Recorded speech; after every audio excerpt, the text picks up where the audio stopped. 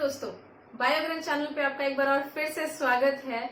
And आज हम लोग स्टडी करने वाले हैं और वापस से आपके सामने एक नई सीरीज लेकर आई हूँ जहां पर ये चीज बहुत ज्यादा इम्पोर्टेंट होने वाली है नीट एस्पिरेंट्स के लिए। मैक्सिमली जो भी स्टूडेंट्स नीट देने वाले हैं उनके लिए, बिकॉज यहाँ पर हम ये चीज डिस्कस करने वाले हैं कि एक्चुअली हमारे एनसीईआरटी के टेक्स्ट बुक में ऐसे कौन से ऑथर्स हैं जिनके ऊपर में ऑलरेडी क्वेश्चन आ चुके हैं या नीट में ऐसे क्वेश्चंस बनते हैं, जहां पर हम लोग ये चीज डिस्कस करने वाले हैं कि हमारे पास में इम्पोर्टेंट कॉन्ट्रीब्यूशंस किसी भी एक साइंटिस्ट के क्या क्या है जिसके ऊपर में ये क्वेश्चनर फॉर्म होता है in NEET, in any NEET. Okay, it may be in JIPMER, it may be in AIPMT, but AIPMT और जिपमर वगैरह अभी सब क्लोज हो चुका है, तो सिर्फ एक्सक्लूसिवली आपके पास नीट है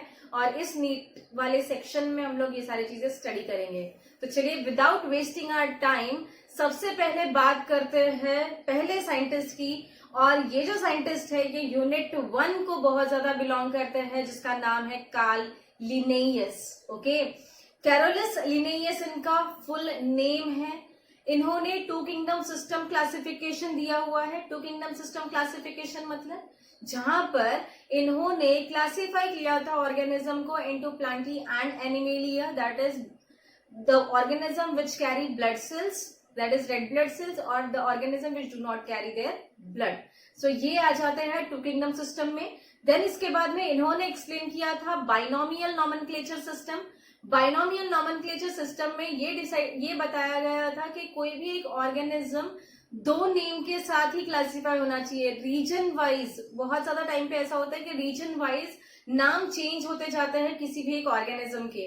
सो ये चीज नहीं होनी चाहिए, एक परमानेंट नेम आना चाहिए किसी भी एक इंडिविजुअल को, जिसको कहा गया था बाइनोमियल नॉमेनक्लेचर सिस्टम। ठीक है, एंड इसमें उन्होंने स्पीशीज प्लांटेरम नाम की जो बुक है जो कि प्लांट्स के लिए है, उसमें उन्होंने 5900 स्पीशीज को इलैबोरेट करके समझाया है। वाइल सिस्टमा नेचुरी जो है ये एनिमल के लिए लिखी गई थी, जहां पर 4326 एनिमल्स के बारे में डिस्क्रिप्शन दिया हुआ है कार्ल लिनेयस ने।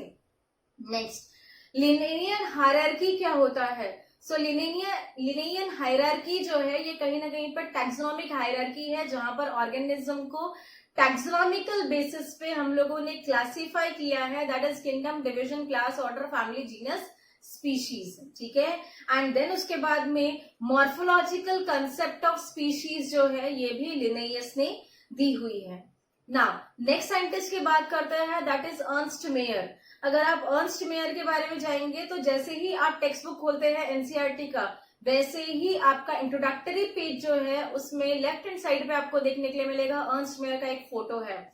वहां पर लास्ट से 3 सेंटेंस जो है वो बहुत ज्यादा इंपॉर्टेंट है।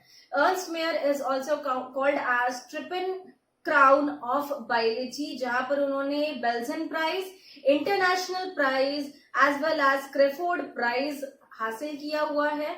एंड इन्हीं को, अर्नस्ट मेयर को, the Darwin of 20th century कहा गया है। Okay, moving towards next scientist, that is Carl वूस।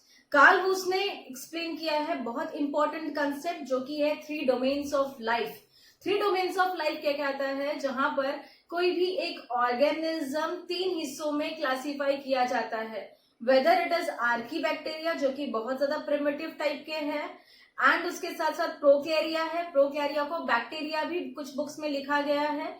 So bacteria and prokarya are one and the same. And last है eukarya, that is eukaryotes. Okay, now H J. Lamb, next concept H J. Lamb. H J. Lamb scientist जो है इन्होंने word दिया हुआ है taxon. Then Aristotle जो है इनको कहा जाता है फादर ऑफ बायोलॉजी, इसी के साथ साथ ये फादर ऑफ जोलॉजी भी है।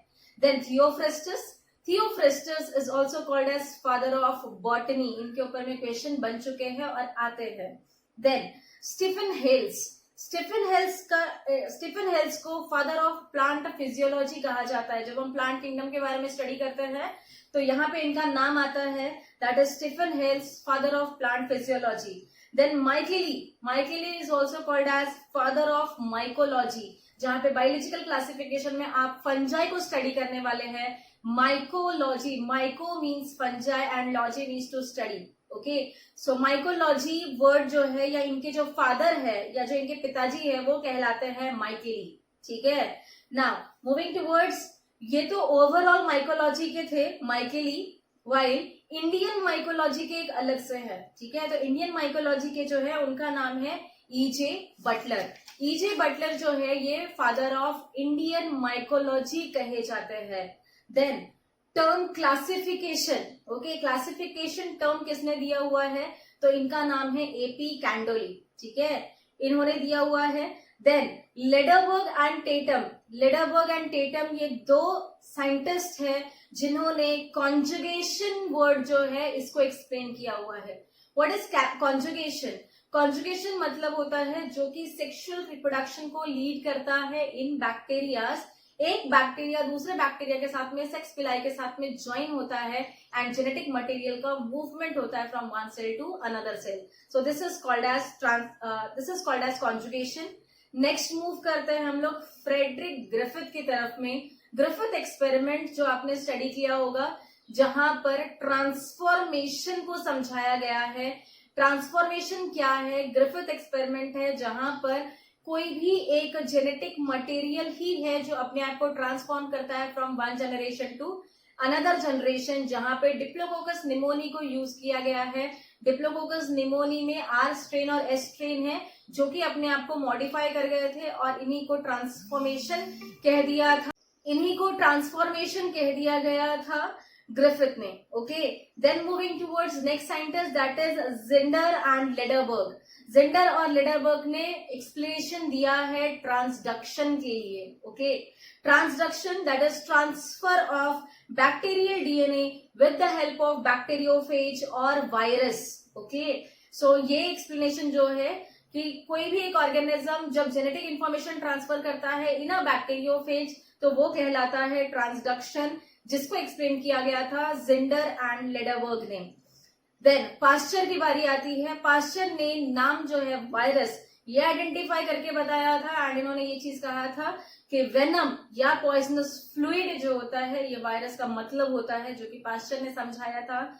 नेक्स्ट है आपके पास में टोवर्ट एंड डेरेली, जिन्होंने बैक्टीरियोफेज के बारे में डिस्कवरी दी थी कि बैक्टीरियोफेज नाम की कोई चीज होती है जिनसे हम ये स्टडी करते हैं, या इन्हीं से हमने हर्शी एंड चेज ने स्टडी किया था कि DNA was only the genetic material. Then DJ Ivanowsky ने रिकॉग्नाइज किया था certain microbes and casual organisms जो कि टोबैको मोजाइक वायरस जो है इनको इनमें जो डिजीज होती है इनका एक्सप्लेनेशन दिया था डीजे इवेनोस्की ने। देन एमडब्ल्यू बेजरिंग ने कहा था contagium vivum fluidum. Okay, that is कोई तो ऐसा फ्लूइड होता है जो कि कंटेजियस है, अगर बॉडी में एंटर कर गया तो ये इन्फेक्शन लीड करता है। तो that was the term given by M W Beijerinck. देन उसके बाद में है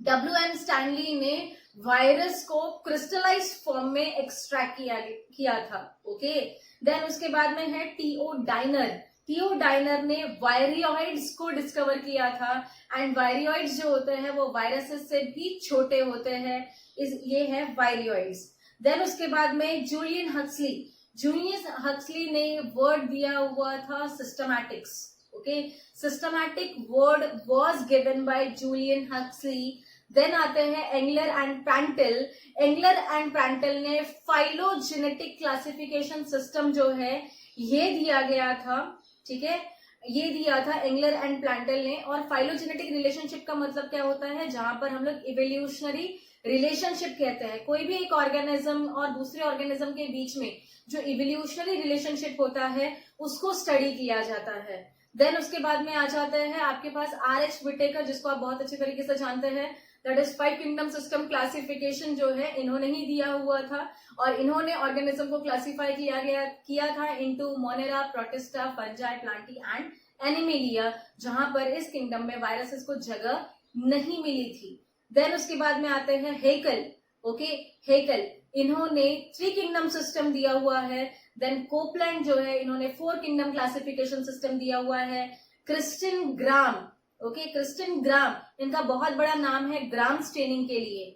ग्राम स्टेनिंग प्रोसीजर जो होती है वो इसलिए यूज की जाती है सो दैट कि हम बैक्टीरिया का सेल वॉल स्टडी कर सके या बैक्टीरिया के स्ट्रक्चरल फीचर्स जो है ये स्टडी कर सके। सो ग्राम पॉजिटिव बैक्टीरिया कौन सा होगा, ग्राम नेगेटिव बैक्टीरिया कौन सा होगा, इन सब के बारे में स्टडी करने के लिए ग्राम स्टेन ने या क्रिस्टियन ग्राम ने अपना ग्राम स्टेनिंग प्रोसीजर निकाला था। देन एएफ बैक्सली ने हेटेरोथैलिज्म इन फंजाई इसको डिस्कवर किया था। हेटेरोथैलिज्म इन फंजाई मतलब क्या होता है, या इवन मैं ये कह सकती हूँ कि हेटेरोथैलिज्म मतलब क्या होता है कि जब सेक्सुअल रिप्रोडक्शन हो जाता है फंजाई में तो 2 थैलस, ठीक है, दैट इज 2 हाइफी जब एक दूसरे के साथ मर्ज होते हैं तो एक का स्ट्रक्चर अलग होता है, दूसरे का स्ट्रक्चर अलग होता है। दैट इज थैलॉइड बॉडी जो होती है वो थोड़ी सी हेटेरो टाइप की, दैट इज डिफरेंट टाइप की होती है। That is called as heterothallism. Okay, that was given by A F Blakeslee. Then Eichler कहते हैं traditional system of plant classification जो है इन्होंने दिया हुआ था। और traditional system of plant classification क्या है, तो plant kingdom, okay, plant kingdom जो क्रिप्टोगैम्स और फेलोरोगैम्स में डिवाइड हुआ है। और ये क्रिप्टोगैम्स जो है वो अल्गी, ब्रायोफाइट, टेरिडोफाइट एंड फेलोरोगैम्स जो है वो जिम्नोस्पर्म और एंजियोस्पर्म में इस तरीके से जो डिवाइड किया है उन्होंने एचलर ने डिवाइड किया है। वाइल बेंथम एंड हुकर जो है इन्होंने नेचुरल क्लासिफिकेशन सिस्टम दिया हुआ है and artificial classification system was given by Linnaeus. Okay, so ये रहे आपके साइंटिस्ट के कॉन्ट्रीब्यूशंस जो कि सिर्फ यूनिट 1 में इंक्लूड होते हैं। अराउंड मैं देख सकती हूँ 29 साइंटिस्ट हैं जिनके बारे में आपको स्टडी करना है, या आधे से ज्यादा मैक्सिमली आपको पता भी होंगे। सो इनको थोड़ा बहुत याद करिएगा। नीट पॉइंट ऑफ व्यू आपके पेपर्स में ये बहुत हेल्पफुल होंगी। ये उम्मीद करते हुए आपसे इजाजत लेती हूँ। प्लीज मेरे चैनल को लाइक और सब्सक्राइब करना बिल्कुल भी ना भूले और अपने प्यारे प्यारे कमेंट जरूर देते चलिए। मिलते हैं नेक्स्ट सीरीज के साथ में जहां पर यूनिट 2 या यूनिट 3 में आने वाले कौन से साइंटिस्ट हैं या उनके क्या कॉन्ट्रीब्यूशंस हैं ये चीज स्टडी करेंगे। Till then enjoy your day. Thank you very much for listening.